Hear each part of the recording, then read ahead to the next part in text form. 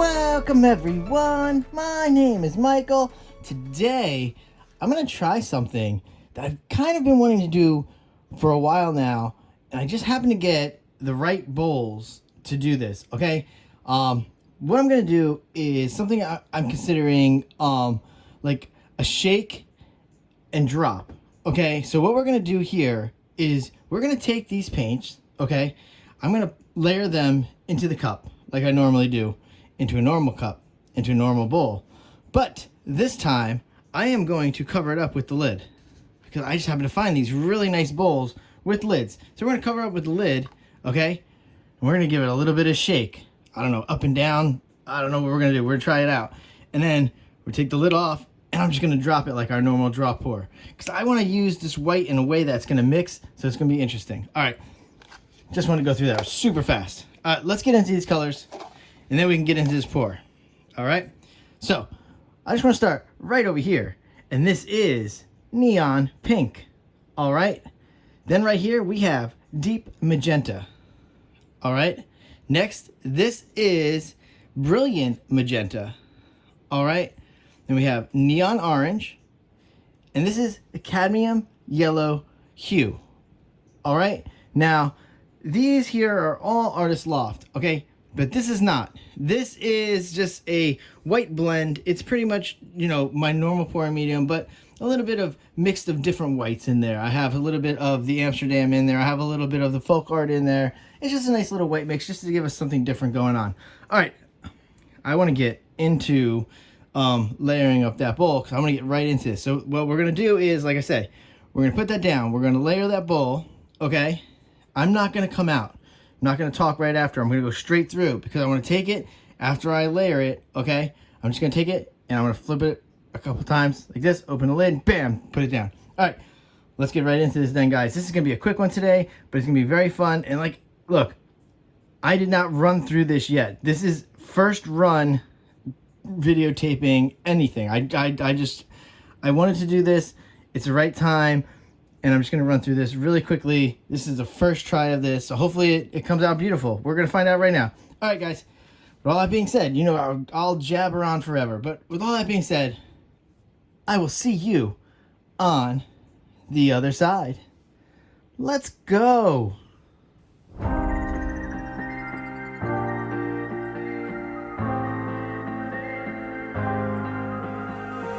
When you put your hand in my jacket, I'm thinking so irrational. You flew me international now. And we can spend hours reading the signals, but that's so unoriginal. What if we took this back to my house?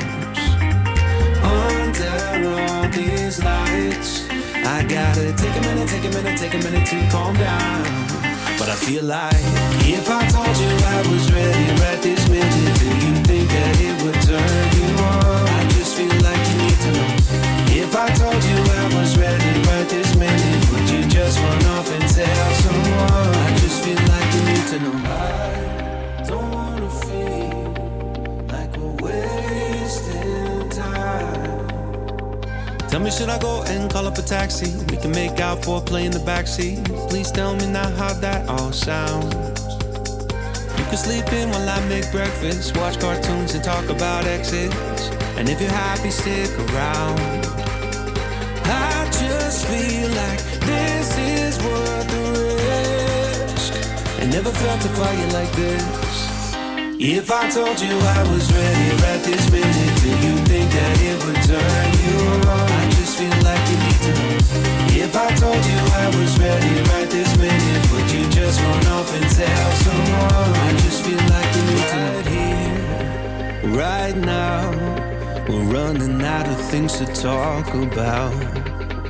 Right here, right now, I'm about to let the truth come out. If I told you I was ready right this minute, do you think that it would turn you on? You tell me now. If I told you I was ready right this minute, would you just run off and tell someone? Keep my feet on the ground. If I told you I was ready right this minute, I just wanna go and lay you down. I just feel like you need to know. It's clear. If I told you I was ready right this minute, would you just run off and tell someone?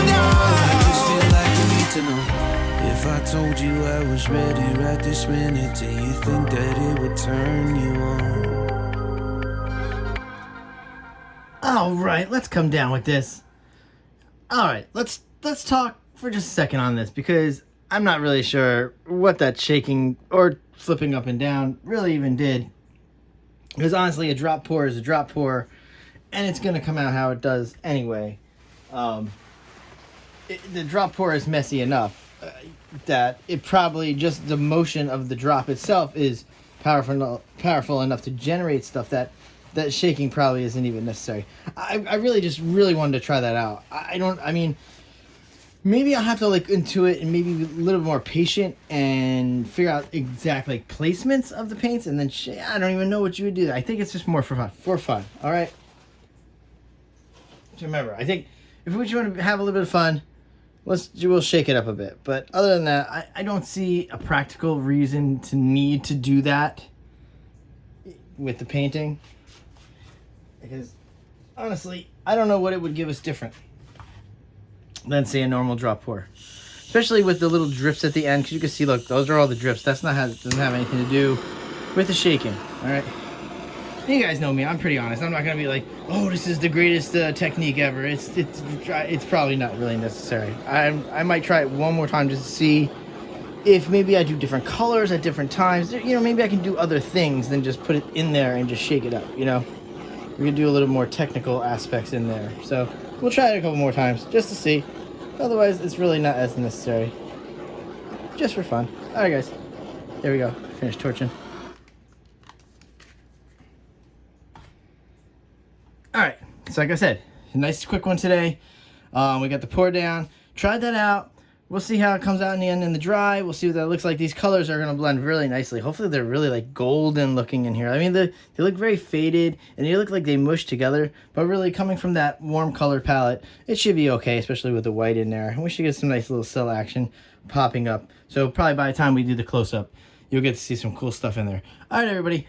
So we're going to go into those close-ups. We're going to do the wet, we're going to do dry. And guys, a big thank you for hanging out, watching these videos, having a good time, hopefully recreating this at home in your own studios. And with all that being said, I will see you in the next video. Bye.